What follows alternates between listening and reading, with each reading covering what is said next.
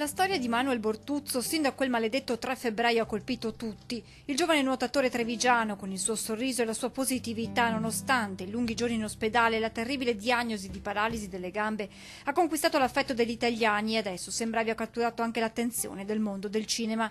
Infatti, quanto accaduto al 20enne di Morgano, dalla notte della sparatoria nel quartiere Axa di Roma, al lungo ricovero in ospedale fino al ritorno in piscina, passando per la riabilitazione, diventerà la sceneggiatura di un film.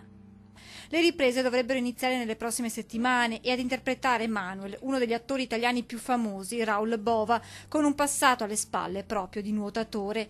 I due si sono incontrati qualche settimana fa a Torino in occasione della Partita del Cuore, un primo contatto in vista della pellicola cinematografica. Intanto Manuel continua la sua riabilitazione, davanti un obiettivo, le Olimpiadi di Tokyo 2020. Posso annunciarvi che ho finito oggi il mio primo step di riabilitazione a Santa Lucia e dopo 3 lunghi mesi finalmente posso tornare a dormire a casa che ho preso qui a Roma, e a breve inizierà il mio secondo step, ovvero quello di tornare a fare tutte le terapie in day hospital, ovvero in giornata continuerò a fare la mia palestra e continuerò a nuotare.